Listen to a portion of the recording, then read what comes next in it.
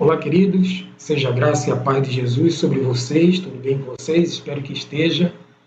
Hoje, segunda-feira, estaremos iniciando mais uma série de reflexões, hoje falando sobre estratégia da pregação de Pedro. E aí falaremos pontualmente sobre o Deus de Abraão. Este discurso de Pedro não é aquele do capítulo 2, em que Pedro prega e mais de 3.000 pessoas, 3.000 almas, são convertidas ao cristianismo. O que a gente está colocando aqui é o capítulo 3, que precede, neste discurso, o milagre daquele coxo, um coxo que estava na porta do templo, e que ele pede uma esmola a Pedro e João, e Pedro, fitando os olhos nele, disse: não tenho prata, não tenho ouro, mas o que tenho te dou, em nome de Jesus, levante e ande. E daí em diante, quando ele deu aquele salto, louvou e engrandeceu ao nome do Senhor, entrou com Pedro e João no templo, na hora nona, para orar, e todos ficaram maravilhados. E aí entra a situação do discurso de Pedro, do discurso de João, em que estavam ali para cumprir e para fazer a vontade do Senhor. E é interessante que esse discurso, ele inicia com a genealogia, mostrando aí a importância para os judeus da genealogia, mostrando Abraão, que foi o início do contrato ou da aliança, em que os judeus entendem que através de Abraão todo o povo de Israel foi abençoado. Então, quando olhamos um pensamento aí de um autor desconhecido, entendemos que conhecer a genealogia aproximava a ideia de paternidade e filiação no indivíduo, num povo e numa nação.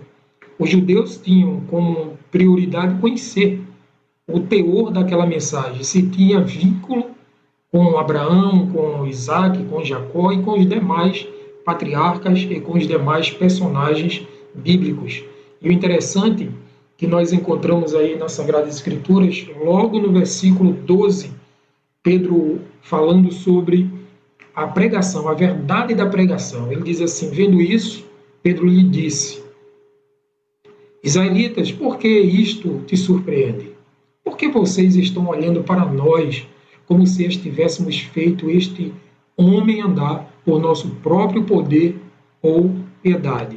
O verso seguinte, ele aí enaltece o Deus de Abraão, o Deus de Isaac, o Deus de Jacó. Ele diz assim: o Deus dos nossos antepassados glorificou o seu servo Jesus, a quem vocês entregaram para ser morto e negaram perante Pilatos.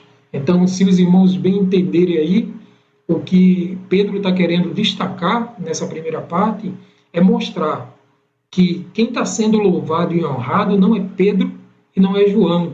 Quem deve ser louvado e honrado deve ser o Deus de Abraão, o Deus de Isaac e o Deus de Jacó, mediante Jesus Cristo, que morreu lá na cruz do Calvário. Então o texto, se você observar direitinho, ele aponta exatamente para a glorificação de Jesus Cristo como sendo vinculado ao próprio Deus de Abraão, ao qual eles tinham negado e tinham rejeitado como sendo o Senhor de todas as coisas. Lá na frente entendemos aí que em Mateus capítulo 1, verso 1 e versículo 2, que a filiação e a paternidade estavam intrinsecamente ligadas com a genealogia, né? Registro da genealogia de Jesus Cristo, como diz lá em Mateus 1, verso 1 e 2, filho de Davi, filho de Abraão, mostrando aí que Jesus Cristo ele tinha uma raiz genealógica com Abraão, e depois ele fala no verso 2, Abraão gerou Isaac, Isaac gerou Jacó, Jacó gerou Judá e seus irmãos. Isso está mostrando ou demonstrando para os irmãos que, para os judeus, Mateus ele vinculava muito a genealogia, o nascimento, a filiação e a paternidade como sendo algo primordial, porque os judeus só aceitavam algum ensinamento se fosse vinculado ao Deus de Abraão, o Deus de Isaac e o Deus de Jacó. Por essa razão, Pedro teve essa necessidade de trazer a genealogia à tona. Santo Agostinho, por exemplo, ele coloca uma frase muito interessante. Ele diz: ser cristão não é conquistar Cristo, mas deixar-se conquistar por Ele.